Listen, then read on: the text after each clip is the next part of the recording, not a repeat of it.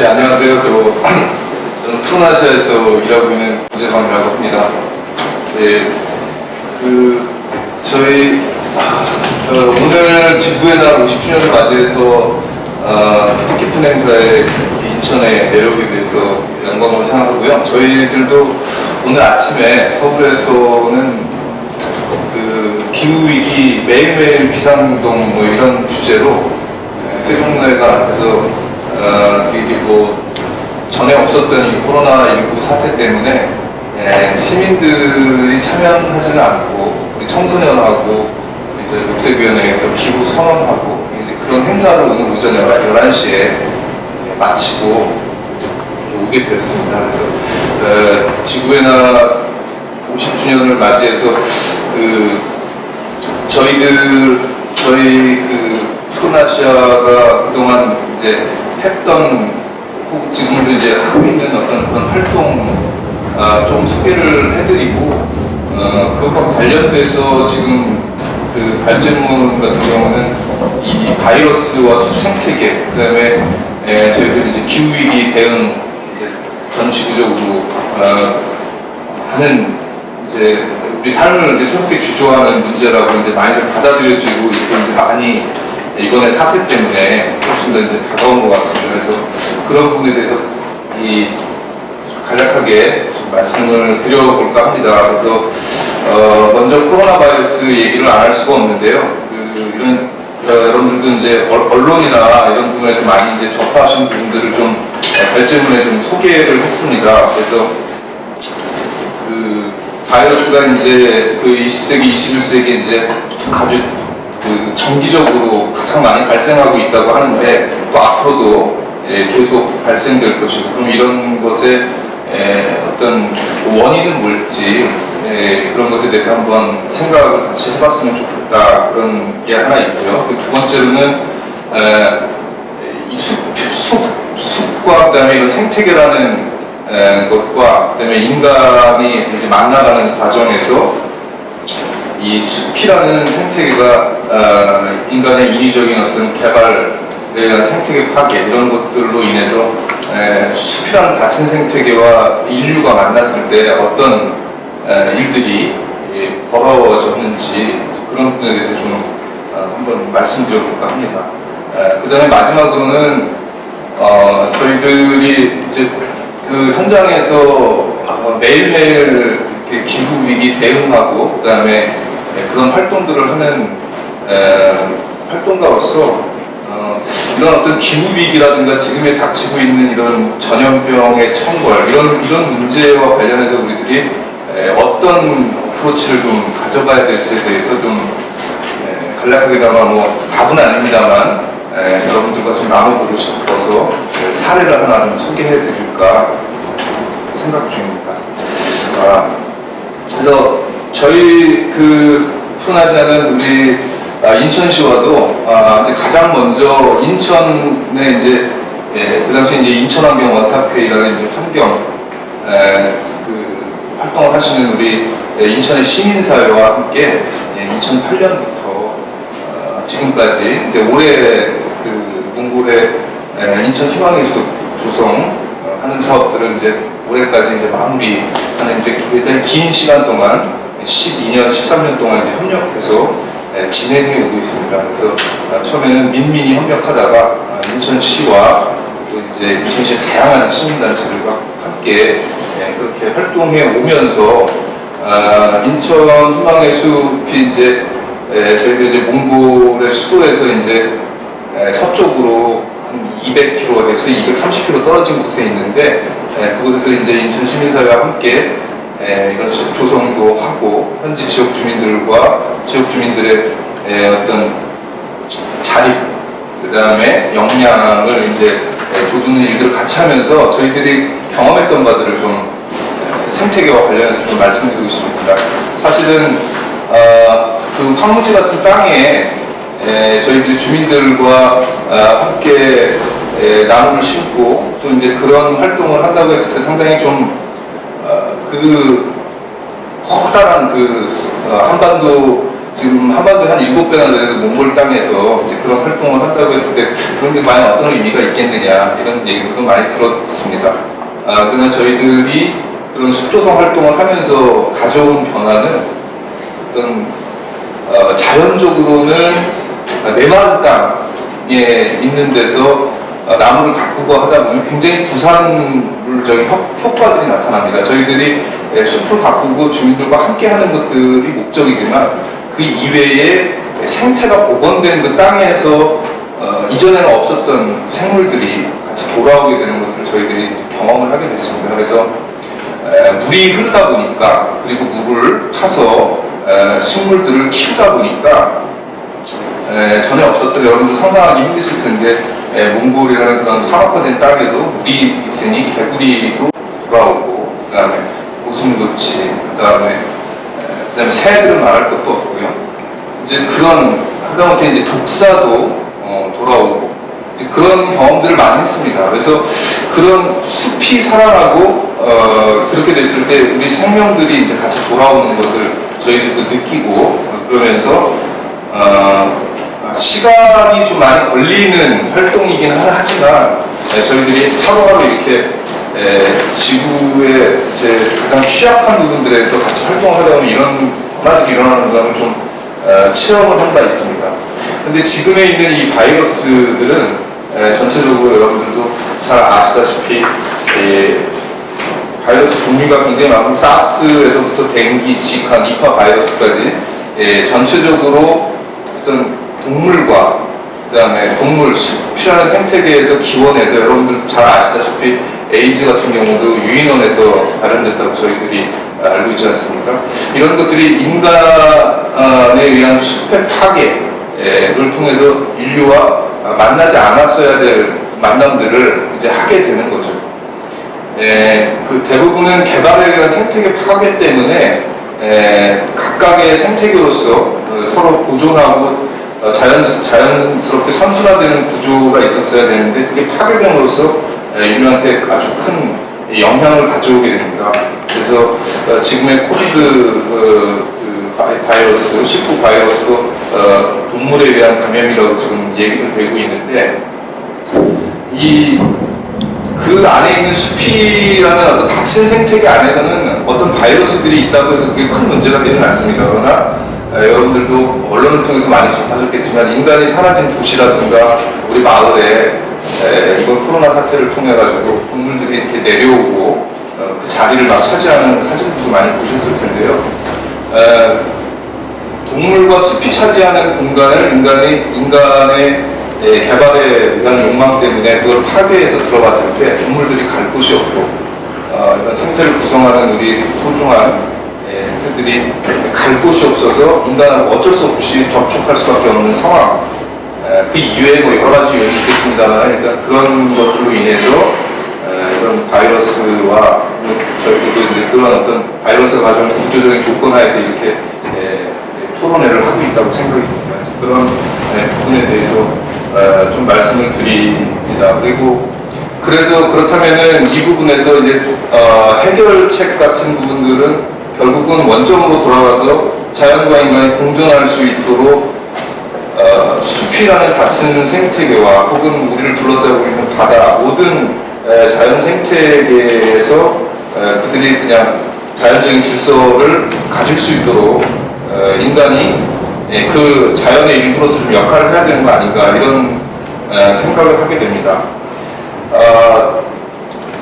몽골에 대해서 좀 간단히 말씀드리면, 몽골 같은 경우에는 이번에 그 신종 코로나 바이러스가 처음부터 굉장히 철저하게 방역을 하고, 그 다음에 철저하게 좀 외부에 좀 이렇게 차단을 하고, 일종의 봉쇄죠. 봉쇄를 통해 가지고 감염이라든가 이런 게 크지 않습니다만, 그것보다 훨씬 더 큰 위기가 있습니다. 저희들이 지구 기온이 지난 100년 동안 한 0.7도 정도 올랐다고 하는데, 몽골은 한 2.4도를 올랐습니다. 그 2.4도가 여러분들 우리 어디 가서든 지금 뭐 식당에 가서도 우리 체온을 재고 그러지 않습니까? 근데 이제 한 38도가 넘었다는 거죠, 체온으로 하면. 지금 당장 그런 정도 되면 당장 이제 검사를 받아야 될지도 모르는 그런 상태인데, 여러 가지 다른 문제가 있겠습니다만은 영구동토층이라는 몽골의 그 사계절을 불구하고 얼어 있어야만 하는 그 땅이 녹으면서 사실은 우리가 잘 알지도 못하는 고대에 묻혀있던 고대 바이러스들이 나오고 있다는 보고들도 발전을 해서 제가 좀 말씀을 드렸는데요. 앞으로 이렇게 기후위기가 가져오는 어떤 바다 온도의 상승, 그 다음에 그것이 영향을 미쳐서 내륙에 건조한 기후들을 가져와서 그런 기후위기가 내륙과 해안에서 동시에 일어날 때 굉장히 심각한 우리가 전에 접해보지 않았던 그런 결과들을 초래하게 된다라는 것을 알 수 있게 됩니다. 저희들도 한 20년 동안 활동을 거기서 하면서 이 영구동토층 붕괴로 인해서 사막화가 진전되고 또 자연순환적인 초지들이 그 기능을 우리가 인체가 온도가 올라가면 그 어떤 체온 조절 기능이 사라지듯이 그 조절 기능을 할 수 없어서 더더욱 심각한 기후위기와 사막화로 이어진다는 그런 악순환의 도리들을 경험을 했습니다. 그래서 이번에 코로나 사태로 인해서 그 선진국들을 중심으로 해서 그 대응하는 비용이 지금 사스 2003년에 사스에서 한 45조 원의 비용이 들었다고 하고 지금 뭐 미국은 초기 단계 내지 중기 단계로 제대로 잘 알 수도 없지 않습니까? 일본 같은 경우도. 그런데 2조 달러가 이미 들어갔다고 하고 우리도 100조 원 넘게 비용을 치르고 있는데 그것들은 이제 초기 비용일지도 모른다. 그런 어떤 이런 비용을 우리가 막아나가고 지구의 날을 한번 생각하면서 우리가 평상시에 어떤 자연과 지구가 공존하는 어떤 기후 행동들을 계속해서 해나간다면 훨씬 더 비용이 싸게 든다는 거죠. 쉽게 얘기해서 그런 셈법으로만 해도 저희들은 이런 그 기후 위기에 의한 어떤 이런 위기들을 막아나갈 수 있는 그런 합리적인 사고를 다시 회복해야 된다는 그런 말씀을 좀 드려봅니다. 그래서 그 아까 영구동토층 붕괴해서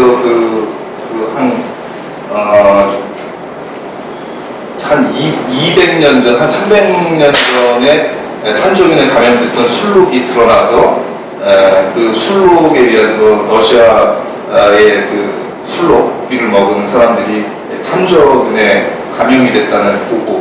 근데 그것도 하나의 징후일 뿐이고 몽골이나 저 러시아나 이제 가장 춥고 북극이나 얼어 있어야 할 곳이 이렇게 되면 우리가 모르는 바이러스들이 계속 될 것이고, 그 다음에 여러분들 다 잘 알고 계시겠지만 천연두 같은 인류가 정복했다고 생각되지만 다시 한번 발생하면 치명적일 수 있는 그런 것들도 다시금 떠오르게 된다는 그 보고들이 많이 있습니다.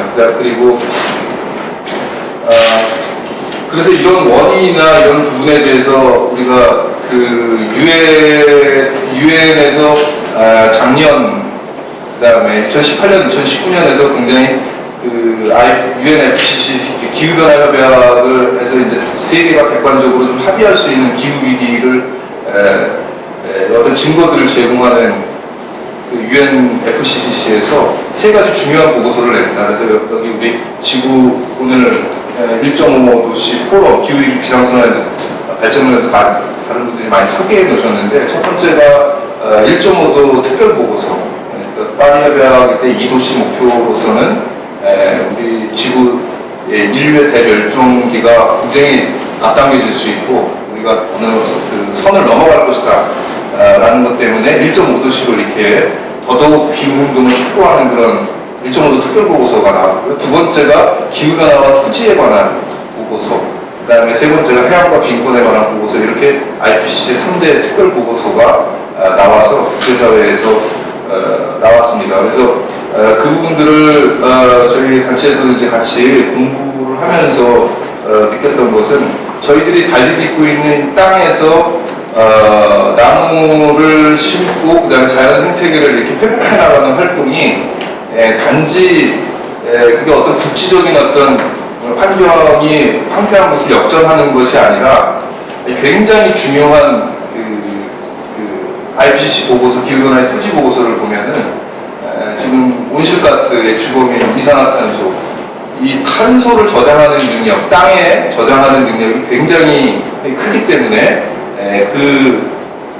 우리가 나무를 심는다는 것의 단순한 효과를 넘어서서 굉장히 많은 탄소를 지구의 그 나무의 작용에 서 저장해서 지구 온난화, 기후 위기를 좀 막을 수 있다는 보고들이 있습니다. 그래서 방법들은 굉장히 새로운 방법들이 지구공학적으로 이야기되는 것들도 많이 있습니다만 저희들이 실천할 수 있는 단순한 행동, 어떻게 보면 그것에 대한 애정 이런 걸 가지고 하루하루 매일매일 기후행동이라는 말처럼 이렇게 해나가는 것들이 우리가 굉장히 모르는 그런 큰 효과를 갖고 있다는 부분들을 좀 말씀을 드리고요. 그래서 토양탄소 격리라는 부분들로 UNFCC 지난번 작년 스페인에서 열렸던 곳에서 굉장히 많은 주목을 받았습니다. 그래서 인상적이었던 것은 북한도 어떤 토양을 회복에 의해서 온실가스를 국제협력을 통해서 한 36% 줄이겠다고 발표를 했고, 또 몽골도 그 수치를 굉장히 높여서 22.8%를 토양 회복을 통해서 온실가스 국제협력과 토양 회복을 통해 가지고 줄이겠다, 이렇게 사막화 어떤 가뭄, 그다음에 민둥산 이런 있는 지역에서 그런 이야기들을 하고 있습니다. 근데 이 모든 것들 중에는 여러분들도 잘 아시겠지만 이 화석연료가 가져오는 것들에 대해서 많이 이야기하고 있는데, 시장적인 입장에서 보더라도 국제사회에서 가장 큰 연기금들이 윤리적 투자를 하기 위해서 석탄 화력이라든가 화석연료 사업에 더 이상 투자하지 않겠다라는 선언이 이루어졌고, 또 우리나라도 이제 그런 부분에서 큰 기금들이 그렇게 하지 않는다는 선언들이 이어지고 있는데요. 올해 2월달에 굉장히 최대 자산운용사라고 합니다. 블랙로게라는 데 한 8,110조를 이렇게 운용자금으로 갖고 있다고 하는데, 석탄 화력발전소에 대한 투자 매수를 시작한다고 발표를 했습니다. 그런데 이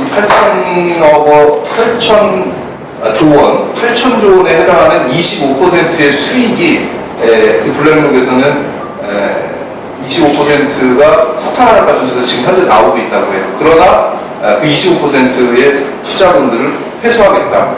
그리고 여러분들 오늘 뉴스에서 보셨는지 모르겠습니다만은 석유값이 지금 마이너스 37까지 떨어졌습니다. 그러니까 석유를 그냥 공짜로 가져가라, 뭐 이런 얘기가 있는 거죠. 석유 시대와 석탄 시대가 끝나는 이런 마당에 시장에서도 그런 신호를 보내고 있고, 앞으로 그러면 우리 사회 이런 기후위기의 문제들을 그럼 어떻게 해결해 나가야 하느냐, 뭐 여러 가지 전문가분들이 여러 가지 말씀을 해주실 걸로 해주시고, 또 여러 가지 논의들이 진행되고 있습니다. 코로나 이후의 사회에 대해서. 근데 저희는 이제 현장에서 같이 이런 생태 보건 활동들을 하는 NGO의 활동가로서 우리 국경 없는 의사회가 2015년 아프리카 라이베리아에서 있었던 에볼라 사태 때 했던 사례들을 좀 같이 보면서 음미해 보고 싶어서 좀 맨 뒤에 보건으로 좀 말씀을 드렸습니다. 그래서 이 부분들을 좀 같이 나누고 싶은데요. 이 에볼라를 해결해 나가는 과정에서 대부분 어떤 바이러스가 창궐한 지역에는 이번에 굉장히 영웅으로 떠오른 우리 의료진들이 가장 열심히 그리고 희생을 가져오지 않고 있지 않습니까? 근데 이 의료진들이 처음에 그 에볼라가 창궐한 마을에 들어가서 사람들을 격리하고 또 백신을 투여해서 그 문제를 해결하려고 노력했지만 굉장히 그게 잘 이루어지지 않았다고 합니다. 근데 그런 이유는 이 창궐한 이 라이베리아의 그 로파 카운티라는 마을, 그다음에 전체적인 문화에서는 이렇게 죽은 사람들에 대해서 그 전통적인 어떤 장례나 망자를 보내는 어떤 의식들이 있었던 거예요. 그래서 그 피터 클레멘트라는 의사가 가서 그 주민 지도자라든가 주민들과 같이 이야기를 해보니, 장례를 돌아가신 분들은 돌아가신 분인데 그 돌아가신 산자가 망자를 장례를 치른 과정에서 그 에볼라의 확산이 지속적으로 이루어지고 있다는 것을 알게 됩니다. 그래서 백신이 아니라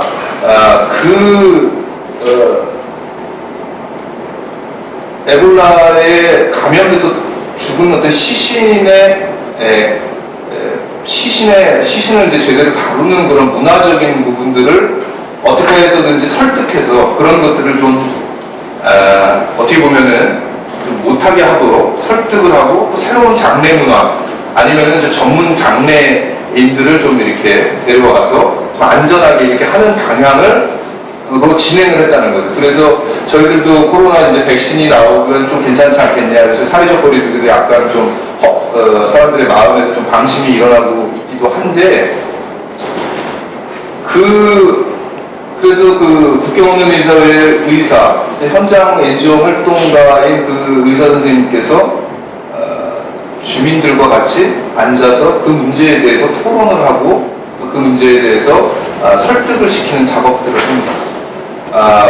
그랬을 때 그분들이 그거를 받아들이게 되고 그 결과 그 에볼라 바이러스가 멈추고 계속해서 요새 많이 나오는 말로 확진자가 늘어나지 않아서 이제 이런 이야기가 있습니다. 그래서 거기서 볼 때 이 지역이라든가 어떤 이런 위기 상황에서의 커뮤니티와 어떤 그 주민들이 갖고 있는 지혜 이런 것들이 잘 연관이 될 때 문제가 해결된다는 것들을 좀 알 수가 있습니다. 그래서 저희들도 몽골에서 혹은 미얀마 중국 건조지에서 생태보건 활동을 하면서 느낀 것은 현장에 있는 그 주민들이 전통적으로 가지고 있던 지혜를 저희들이 그것들을 무시한다거나 아니면 그쪽이 적극적으로 참여하지 않는 그런 보건 활동들은 대부분 소위 말하는 지속 가능성이 없다고 저희들은 뼈저리게 경험으로 알고 있습니다. 그래서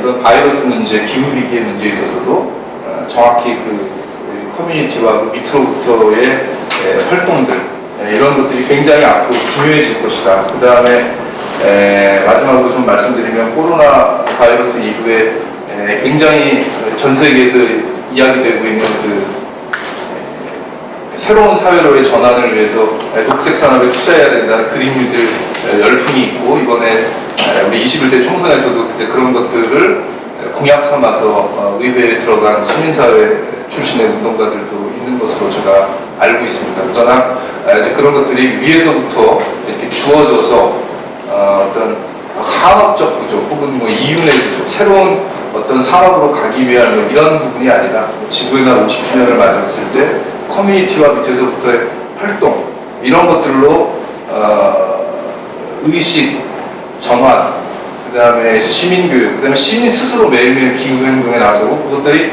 커뮤니티 차원에서 혹은 지역 분산의 차원에서 이루어질 때 그런 전환이 올 것이다 이제 그런 생각들을 저희들은 좀 해보고 있습니다. 왜냐하면 그런 것들이 정치권에서부터 주어져서 위에서부터 예산을 쏟아붓듯이 이렇게 내려갔을 때 그건 또 하나의 또 한편으로 어떤 성과를 내기 위한 조급한 그런 것 되지 않을까. 많이들 회자되고 있는 그린뉴딜도 한국과 아시아가 협력해서 진행하는 그런 밑으로부터의 그린뉴딜이 돼야 되지 않나 그래서 한번 말씀드리고 이상입니다.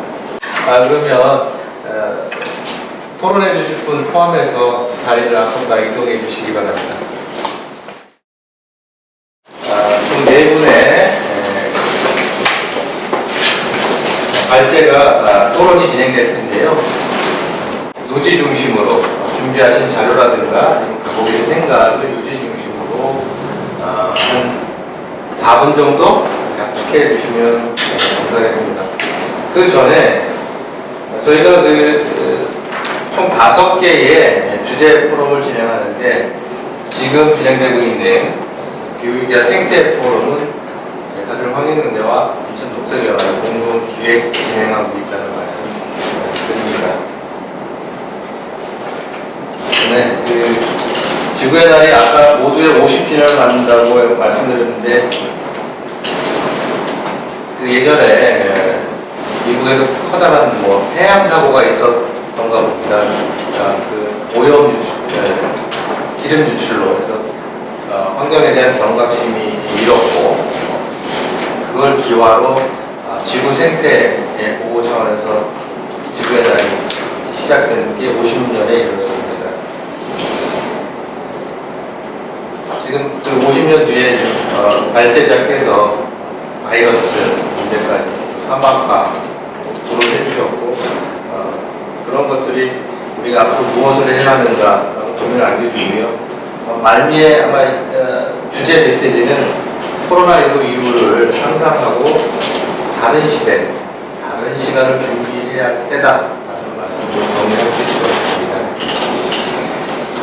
네, 그러면 토론은 최진우 시민환경연구소 연구위원님부터 진행해 주시고 시간 격식의 교수위원회에서 해주시면 감사하겠습니다.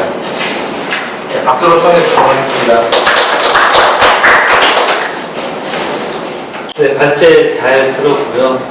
많은 언론과 그런 인사들이 오늘날 코로나19 사태를 이 초연결 사회에서 생태계 교란의 결과로 진단하는 그런 의견들이 많습니다. 지금 발제하신 분도 이 코로나 사태가 기후위기에 기원하는 여러 바이러스들이 여러 가지 생태계 교란에 의해서 전 지구적으로 발생하는 인간이 입게 되는 피해가 더 파급되는 그런 양상을 보이고 있고 그런 것을 더 막아내고 방지하기 위해서라도 여러 가지 이제 숲을 조성하고 그런 것에 대한 어떤 원주민들의 생계를 지원하는 그런 활동도 잘 들었습니다.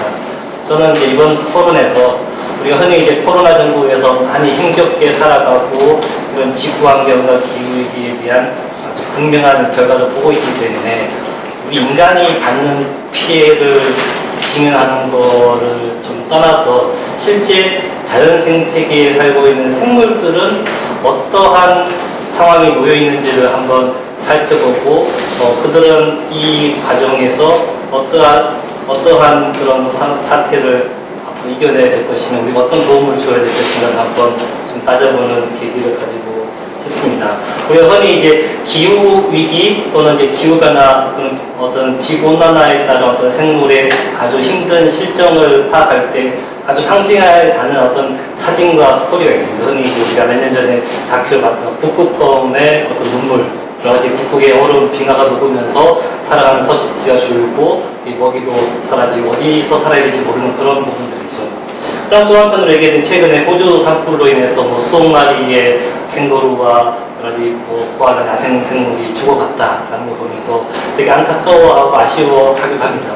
하지만 조금 다른 결로 보자면 많은 시민들이 그런 국제적인 중요한 사정들을 들여다보면서 마치 먼 해외에서 일어나는 어떤 토픽으로만 받아들이는 경향도 있지 않나 싶습니다. 그래서 우리가 현재 한국 사회에서 살아가고 있는 일상 공간에서, 일상 사회에서 같이 살고 있는 생물들이 이 기후위기로 받게 되는 피해와 아픔을 어느 정도로 공감하고 있는 것인가에 대해서는 조금 아직 우리가 많이 모르지 않나 생각이 들고요. 어제자 경향신문을 하나 스크럽했는데 아마 다들 보셨을 거예요. 최근 우리 지난 겨울과 올 봄을 지나면서 엄청나게 따뜻한 겨울과 지금 더운 봄인 거죠. 그래서 많은 어떤 생물들의 어떤 출몰과 또는 서식 분포에 대해서 거의 한 보름에서 한 달 정도 빨리 출현했거나 어떤 산란을 했거나 짝짓기를 하고 있는 상황을 목도하고 있습니다.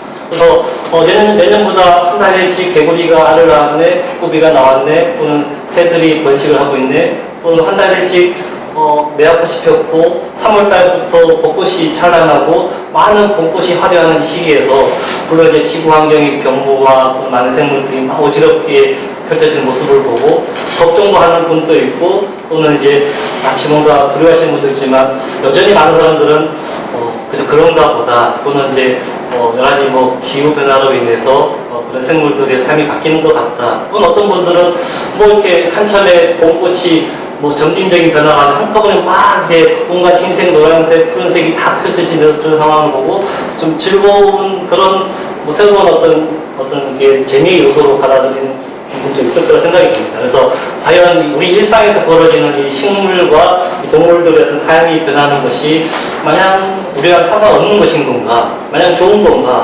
어떤 측면에서 바라봐야 될 것인지를 우리가 이 코로나19 시국에 이 기후위기와 생태 붕괴의 측면에서는 이 부분을 우리가 잘 들여다보고 시민들에게 알려야 되지 않을까 싶습니다. 아무래도 이런 것들은 우리가 가장 코로나19 시국에서도 가장 우리 인간의 건강성 측면에서 가장 이렇게 취약한 계층이 이 노인들 또는 여러 가지 어떤 건강 문제에 있어서 취약한 부분들이 먼저 이렇게 전염이 되고 여러 가지 이제 사망률 높은 상황을 보고 있습니다. 그래서 결과적으로 저는 이제 우리 일상생활 공간에서 보여지는 한낱 되게 간단하고 또는 되게 어디인지 볼 수 있었던 그런 생물들이 변하는 그런 상황이 결국에는 인간의 어떤 생명과 생존권에도 변화를 줄 것이라는 어떤 지구의 어떤 신호가 아닐까 생각이 듭니다. 그래서 이 신호를 무시하지 말고 지금부터라도 이 생물들이 제대로 잘 살아갈 수 있도록 우리가 도와줘야 될 것인데, 물론 이 생물들을 보호하고 복원하고 지켜나가는 일이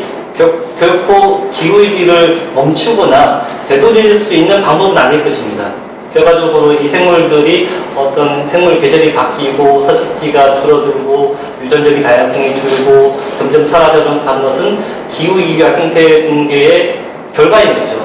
물론 이제 이 생물들을 지키는 일이 결과적으로 그런 근본적인 활동은 아닐지라도 결과적으로 이런 이 붕괴의 결과는 결국은 인간들한테 피해를 볼 것이고 결국은 인간들이 그 피해를 맞닥뜨려서 피해를 볼 것이기 때문에 우리가 더더욱 이런 주변의 동식물들을 지켜나가고 한 노력이 필요할 것입니다. 그래서 이런 기후위기 적응의 과정에조차라도 좀 더 우리 주변에 있는 생물 서식지를 지키고 복원하고 조금이라도 이런 생물들이 기후위기에 좀 더 잘 적응할 수 있도록 잘 이렇게 유전적으로 더 건강해질 수 있도록 살아남을 수 있도록 도와주는 활동과 그런 활동을 통해서 시민들에게 많은 인식 증진 활동을 통한다면 우리가 좀 더 지구 환경을 지키고 더불어 사는 그런 철학을 좀 더 배우고 확산시킬 수 있는 계기가 되지 않을까 싶습니다. 감사합니다.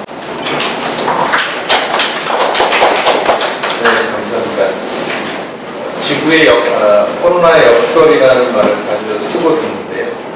깨끗해지니까 희망가야 많이 보였다. 동물들이 돌아오고 바다거북이 아름답게 새들을 잡고 이런 얘기를 하는데 아주 좋은 경험들이 한것 같아요. 생물들이 이렇게 활성화되고 지구가 숨을 쉬고 있는데 또 한편으로는 이것이 잠시만의 현상이 아니라 지속 가능하게 이어지려면 우리가 어떻게 해야 되는지 최 연구원님께서는 생물 서식처에 대한 부분 아마도 생물 다양성이라는 부분에 대해서 관심 갖고 활동을 적극적으로 펼쳐야 한다는 촉구의 말씀인 것으로 이해할 수 있겠습니다. 네, 이어서 전민정 AAFP 사무국장님 말씀 전해 드리도록 하겠습니다.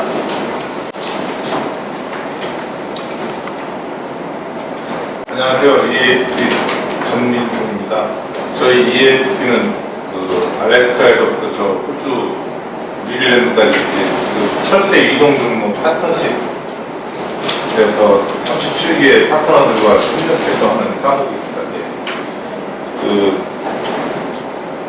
코로나 저감자님 우정 제왕님께서 바이러스와 생태 기후위기 관련된 발제가 지금 코로나19 전염병 세계를 어려움에 겪게 하고 있는데 적절한 발제였다고 생각하고요. 소생태가 예를 들어서 연못이라는 조그만 소생태가 살아있다가 그게 파괴되면 그들도 살라고 이동하지 않습니까? 그러는 과정에서 바이러스가 그에서 평형을 이루고 그들에게는 아무 치명적인 병원들 아니었던 바이러스가 인간에게 오면서 바이러스를 병원 이렇게가지고 지금 전 세계가 위험에 처해 있는데 그렇게 소생태가 파괴됨으로써 동물들이 식물들이 이동하고 그러면서 상태가 평형을 잃었을 때 이런 위험이 나타난 데에 대해서 저는 공감하고요. 또 그리고 영구동토층에 있는 편들기라든가 많은 유기물질이 나중에 이제 분해할 때 이제 CO2가 발생하면서 기후온난화도 발생시킬 수 있고 그래서 기후온난화가 좀 위험에 처해 있다 그런 말씀 잘 들었습니다. 그리고 결국에는 지역 공동체 사회에서 커뮤니티에서 교육과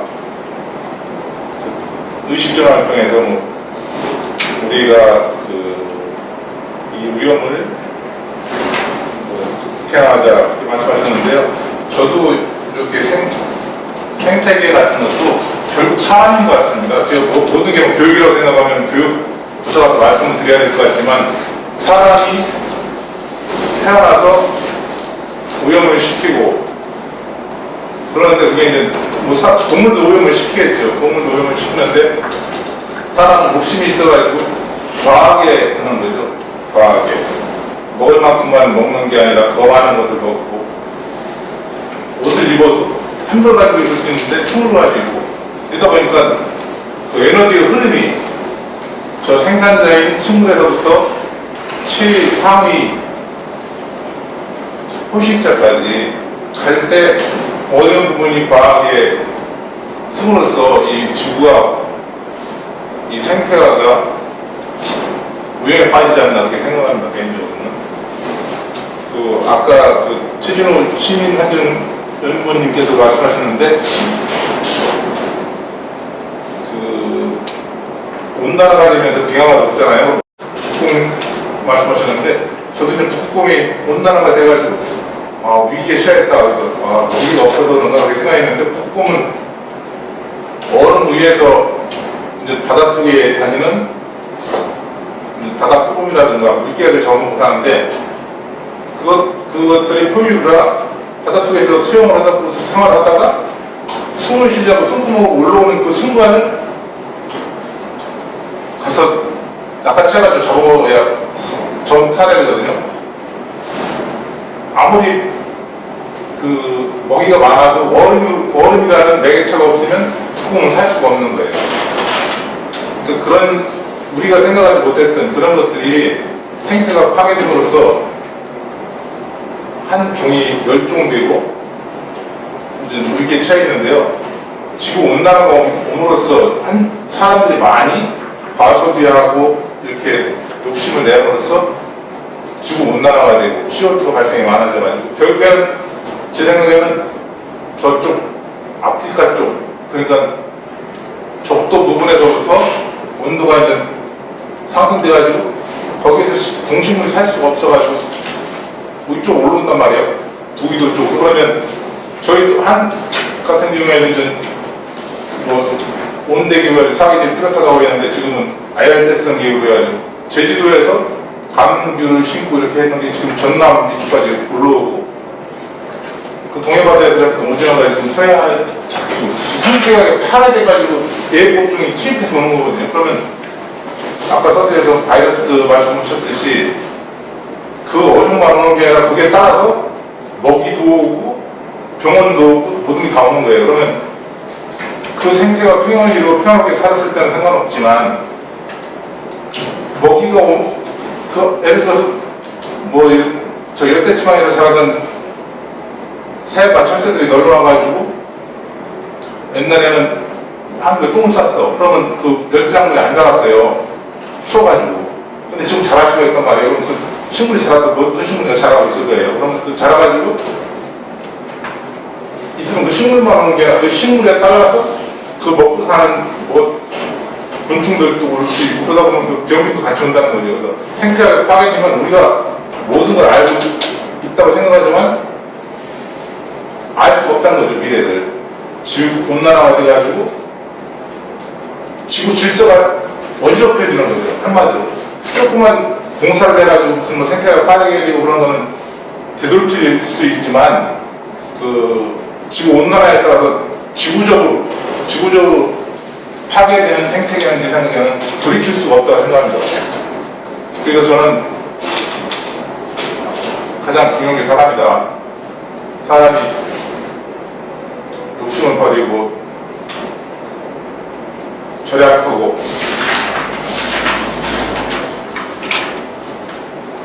일회용품 같은 거 쓰지 말고 나무만 심고 실질적으로 할 수 있는 것들 많이 해가지고 조금이라도 저 지구 온난화에 도움이 되면 좋지 않을까 그런 생각을 가지고 있습니다. 저희가 사용하는 페이플라스틱 빨대를 만드는데 5초 걸린답니다. 그런데 그 빨대를 사용해서 이렇게 음료수를 빨아먹는데 5분 걸리고 그 빨대가 분해되는데 500년이 걸린답니다. 그런 제품들이 1년에 800톤이 바다로 유입돼가지고 지금 폐플라스틱 바다에 등등 떠다니고 있는 실정입니다. 저는 우리가 조금이라도 이 크게 거창하게 생각하지 말고 절약하고 한 가지만이라도 하면 언젠가는 좋아지리라고 생각합니다. 무섭시 말씀드려 죄송합니다. 네, 말씀 감사합니다. 생태계 파괴하고 균형하게 그렇고서 이제 혼돈과 무주사의 상태 아니겠느냐라는 말씀을 해주셨고요.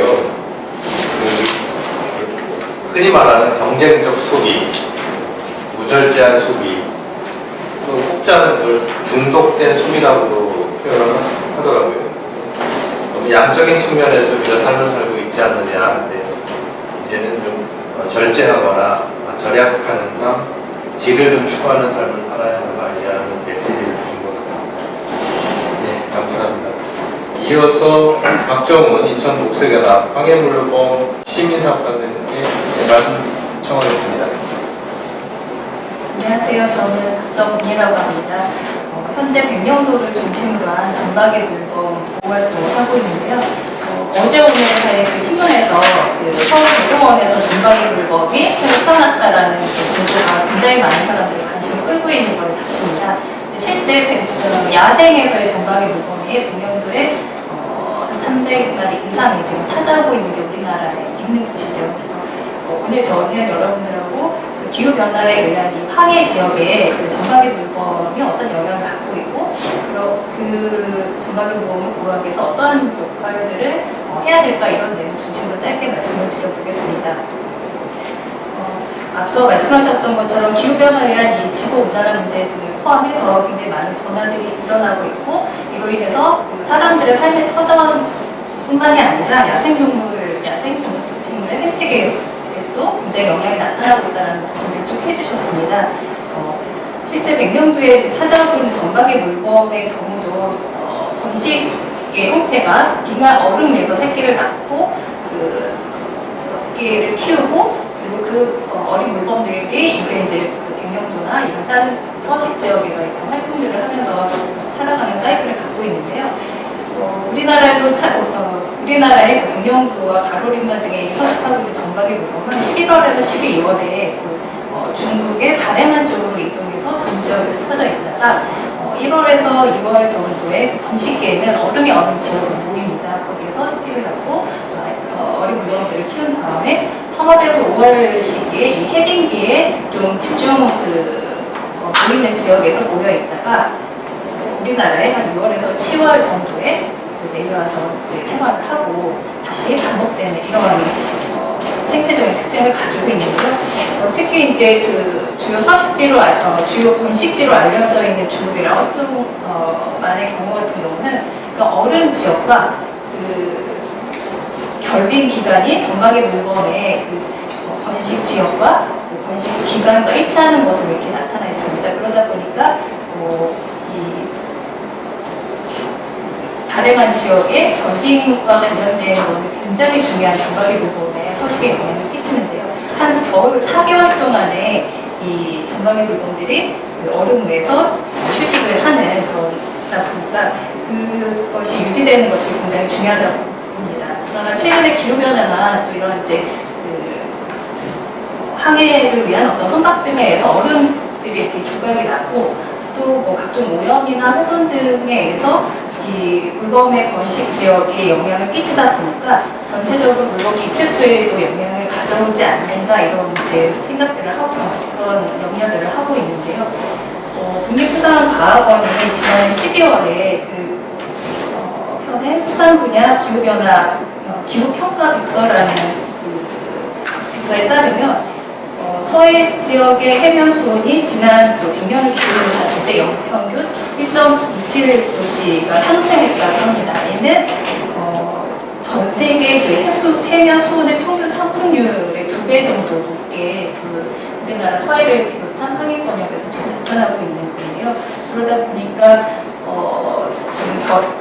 다래만 지역의 그 얼음 상태에도 상당히 영향을 미치고 있지 않은가 말씀들이 나오고 있습니다.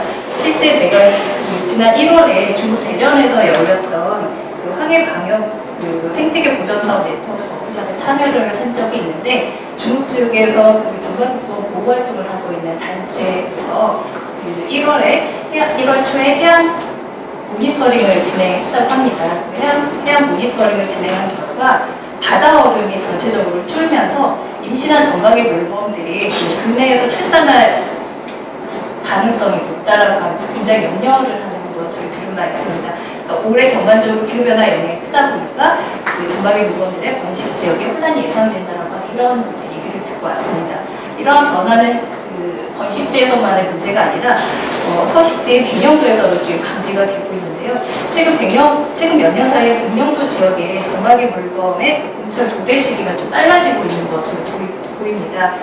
올해 저희가 백령도에서 전박이 물범의 무리를 첫 관찰한 게 2월 23일인데 이는 예년에 비해서 1개월 이상 일찍 백령도에 도착한 것으로 확인이 됐습니다. 또한 4월 초중순에도 백령도에서 전박이 물범의 개체수가 다수가 관찰이 되고 있는데요. 작년 4월 중순에 한강유업 환경청에서도 조사했을 때 185마리가 관찰이 됐고 지난 4월 11일에 저희 인천육생연합에서도 조사를 했을 때 180여 마리가 관찰이 됐습니다. 이러한 수치는 평균적으로 8월에서 10월 사이에 150마리 정도의 전박이 물범이 관찰됐던 그런 기존의 상황을 고려해 봤을 때 전박이 물범의 그 개체수, 도래하는 개체수가 상당히 빨라지고 있다. 그리고 다수의 대규모의 무리가 빨리 도래하고 있다라고 하는 것들을 좀 확인하는 계기가 되는데요. 전체적으로 항해 지역에 전박이 물범 서식 환경의 변화가 나타나고 있지 않은가 이렇게 보고 있습니다. 따라서 그 서식 환경 변화에 대한 정밀한 모니터링이 필요하고 이것은 현장 중심으로 좀 진행이 되어야 될 필요가 있다라고 생각을 하고 있고요. 현재 그래서 백령도에서는 전박이 물범을 사랑하는 사람들의 모임이라고 하는 주민들 구성된 주민 모임들에서 이 전박이 물범의 모니터링을 계속 진행을 하고 있고요. 그런 과정에서 여러 가지 많은 관찰들을 지금 세우고 있습니다. 그래서 저희는 지역 주민들의 모니터링 이런 활동들이 전문가들이 상주하면서 하지 못하는 그 조사 영역에 대해서 어떤 공백들을 시민들이나 지역 주민들이 같이 메꾸고 있다는 그런 생각을 하고 있고 지역 주민들이 이렇게 만들어가는 관찰 기록을 통해서 생태계 현장의 변화들을 파악하고 전문가들의 조사 결과에 연결을 해서 전박의 물범의 보호와 관련 정책들을 좀 높일 수 있다라고 봅니다. 그래서 앞으로 항해 지역 전박의 물범의 번식지나 서식지의 환경 변화라든지 환경 변화와 그 관련된 그 요인들에 대해서 인간이 협력해서 현장 중심의 세밀한 모니터링이 좀 필요하고 또 물범이 번식과 서식지가 각각 서로 연결성이 필요하기 때문에 한중의 정보 공유와 공동 조사를 통한 항해 지역의 전박의 물범 서식지 연결성을 어떻게 만들어낼 것인가가 굉장히 중요하다고 보고 있습니다. 네, 감사합니다. 녹색연합에서 물박이 전박이 각별히 관심 가져주신 보호활동에 전화해주고요. 감사드립니다. 최근에 인천시가 몇 가지 양서류라든가 식물, 조류, 깃개종 선정하는데 그것들이 소중한 것도 그렇지만 생태계 풍요로움이라든가 그런 생태적 가치라든가 그 하나가 지켜짐으로써 주변에 어떤 영향을 미칠 수 있는가 이런 것들에 준해서 깃개종을 선정하게 되는데 물범 한 종 또는 거기에 있는 몇 마리가 아니라 그걸 통해서 해양 환경 다른 종들의 생물은 어떠한가까지도 아우러서 가능할 수 있기 때문에 중요한 활동이 있고요. 함께하지는 못하지만 현장에서 애써 주시기를 부탁드립니다. 예, 마지막 토론자로 문지에 영향을 미칠 총장님 말씀 주시기 바랍니다. 안녕하세요. 가톨릭 환경연대 정책팀장 문지혜입니다. 먼저 인천 지구의 날 기후위기라는 기후위기라는 주제로 참여할 수 있게 되어서 너무 기쁩니다. 아울러 포럼에 초대해 주셔서 너무 감사하고요. 앞서 발제와 토론은 굉장히 잘 들었습니다. 노재강 차장님께서 얘기해 주신 그 기후변화를 넘어서 기후위기를 겪고 있는 우리 인류가 좀 어떻게 협력해야 될까? 어떻게 숲과 생태계를 지켜야 할까? 고민을 같이 나눠주셔서 좋은 아이디어와 덩달아 또 고민거리를 좀 얻었던 것 같고요. 그리고 토론들 통해서 좀 더 가까운 한국과 인천 지역에 살고 있는 생명체들이 겪고 있는 그 기후위기의 현실을 체감할 수 있게 된 것 같습니다. 저는 이 포럼 준비하면서 사실 먼저 가장 떠오른 장면이 하늘이 새빨갛게 되게 피피처럼 변해버렸던 호주 산불 당시의 하늘이었습니다. 작년 9월부터 올해 2월까지 호주 산불은 이어졌었는데요. 이 산불로 인해서 숲에서 평화로이 지내던 그 코알라가 떼죽음을 당해서 멸종 위기에 직면했고 또 10억 마리 이상의 야생동물이 죽었습니다. 4천여 명의 사람들이 마을에 고립됐었고 서울 면적에 104대가 넘는 규모의 숲이 불탔죠. 원래 호주 남동부 지역에서는 이전에도 고온 건조한 날씨로 자주 산불이 발생했다고 합니다. 하지만 보통 자연적으로 비가 내려서 진화되곤 했다고 하죠. 그러나 이제 기후변화로 인해 비가 덜 내리게 되었고 날씨는 더 이상 산불을 진정시켜주지 않았습니다. 지구의 날씨는 기후변화로 인해 지구의 모든 생명체들의 생존을 위협하고 있습니다. 뜨거워진 지구는 산불을 유발하고 있고요. 또 산불은 대량의 이산화탄소를 발생시키는데 그 규모가 연간 호주 전체 이산화탄소 배출량의 3분의 2에 달하는 양이라고 합니다. 한국도 굉장하죠. 이렇게 배출된 이산화탄소는 더 지구를 뜨겁게 만들 것 같습니다. 이 악순환은 어디서부터 시작될 것지 좀 고민을 해봤습니다. 인류는 이미 수년 전부터 사실 폭염과 혹한, 태풍과 자연재해, 해수면의 상승 등을 겪어왔고 투발루처럼 자신의 그 영토를 잃는 것도 겪었었죠.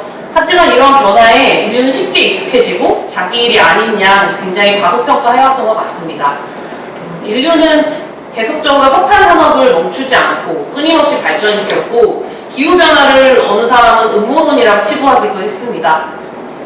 과학자들이 관측해낸 지구의 경고를 무시했고 속도를 올려서 더 많이 만들고 소비하면서 그 욕심을 키웠습니다.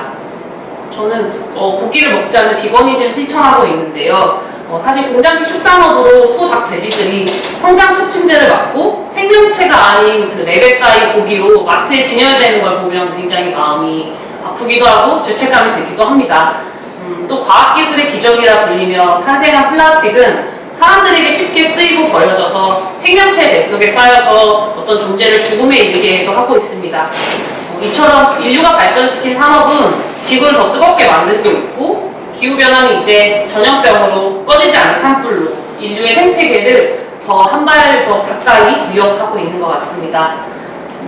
2015년에 가톨릭 프란체스코 교종에서는 최초로 기후위기에 대한 내용을 담은 회칙, 찬미바스소서를 발표했습니다. 그 회칙의 내용을 잠시 소개하면 호주 산불 등 극심한 기후변화와 또 재해를 지구의 울부짖음이라고 표현하고 있습니다. 지구는 우리 모두가 가지고 있는 공동의 지구로 우리는 지구를 보호하고 기후위기를 극복할 책임이 있습니다. 이제 우리는 생명체를 이 땅에서 탄생시키고 균형을 이루며 살아가게 만들었던 지구의 기후가 붕괴되고 있음을 좀 더 적극적으로 인정해야 합니다. 작년부터 시작한 그 한국의 기후위기 비상행동에 보면요. 청소년 활동가들이 굉장히 많습니다. 그 청소년 활동가들은 스스로를 멸종위기종이라고 표현하고 있습니다. 그만큼 기후위기 상황은 지금 절박합니다. 그레타 툰베리에서부터 시작한 스웨덴에서 시작한 학교 파업, 영국의 멸종저항, 독일의 토지종말 등 기후위기와 기후정의운동이 지금 세계적으로 확산되고 있습니다. 이미 영국, 프랑스, 아일랜드 등 10여 개 국가와 뉴욕을 비롯한 900여 개의 지방정부가 비상상황을 선언하고 있고요. 인천시도 오늘 기후위기 비상선언을 했다고 들었습니다. 그야말로 기후위기 비상상황임을 우리 모두가 좀 더 적극적으로 인정했으면 좋겠습니다. 더 이상의 외면은 지구 생명체들의 파멸의 시간을 앞당길 뿐입니다. 기후변화라는 중립적인 언어를 탈피하고 기후위기를 제대로 인식해야 합니다. 여러 가지 기후 변화를 극복하기 위한 방법들을 이야기해 주셨지만 저는 일상의 실천을 넘어서 하나의 거대한 행동과 문화, 산업의 전환이 꼭 필요하다고 생각합니다. 이 전환을 위해 우리가 포기해야 하는 것들이 분명히 있을 수 있습니다. 하지만 이 포기를 용기 내어서 꼭 선택하기를 바라면서요. 이 토론분 발표를 마치겠습니다. 감사합니다. 네, 힘찬 마치 결론을 내주십니다. 무관심 과소평가를 질타해 주시면서 지구를 열받게 하는 인간에 대한 이가를 해주셨습니다.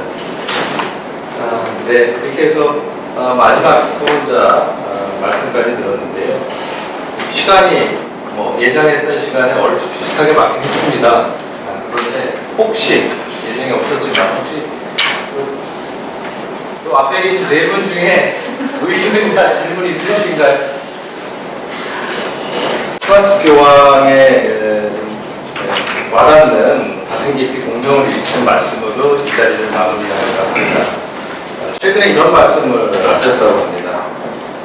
코로나19라는 폭풍우는 결국 지나가겠지만 그 이후의 삶을 대비해야 합니다. 인본주의적이고 생태학적인 전환을 통해 돈에 대한 숭배를 끝내고 생명과 존엄을 강조해야 합니다. 근데 이게 당연히 관념적인, 철학적인 또는 종교적인 얘기이겠습니까?